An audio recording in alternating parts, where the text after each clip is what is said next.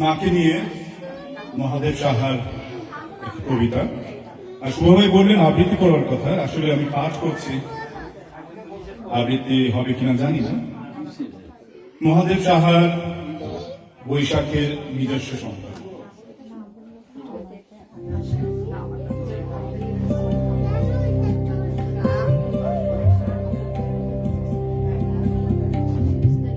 মা আমাকে বলেছিল,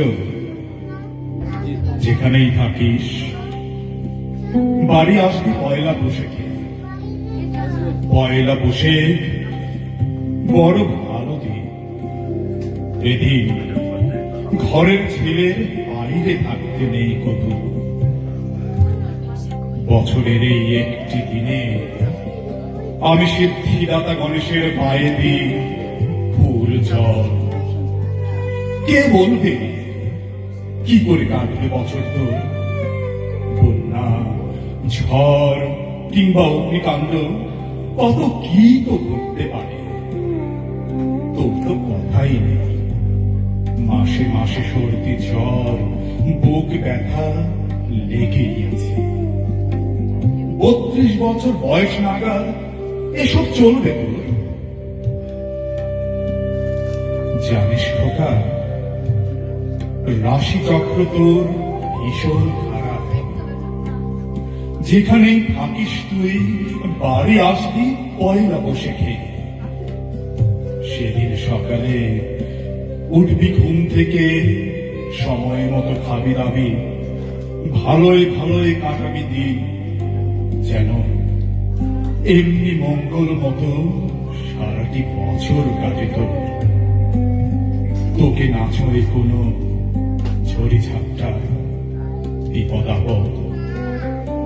আমি নিজ হাতে 101টা বাতি জ্বালিয়ে পোড়াবো তোর সমস্ত বাধাই। মা, তোমার এসব কথাই মনে আছে? এমনকি মনে আছে বছরের শেষ ছুটি ছাটায় বাড়ি গেলে পয়লা বৈশাখে না কাটিয়ে তুমি কিছুতেই আসতে দিতে না। বাড়ি থেকে বেরোবার সময় আমার বুকের মধ্যে পুরে দিতে, ভালো থাক তুই, শুধু এতটুকুই বিশেষ সংবাদ। আমার গন্তব্যে তুমি ছড়িয়ে দিতে দুর্ঘটনা, রোগ, শত্রুর উৎপাত থেকে নিরাপত্তা।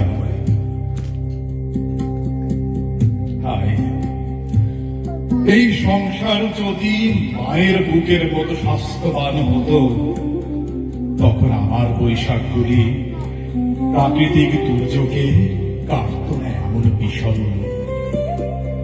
এখন আমার বৈশাখ কাটে ধুলি ঝড়ে, জানালা দরজা সব বন্ধ, ঘরে অন্ধকার, সবাধারে শুয়ে মাথার সমস্ত চুল কেটে নেয় ভয়ের বিশাল কাঁচি।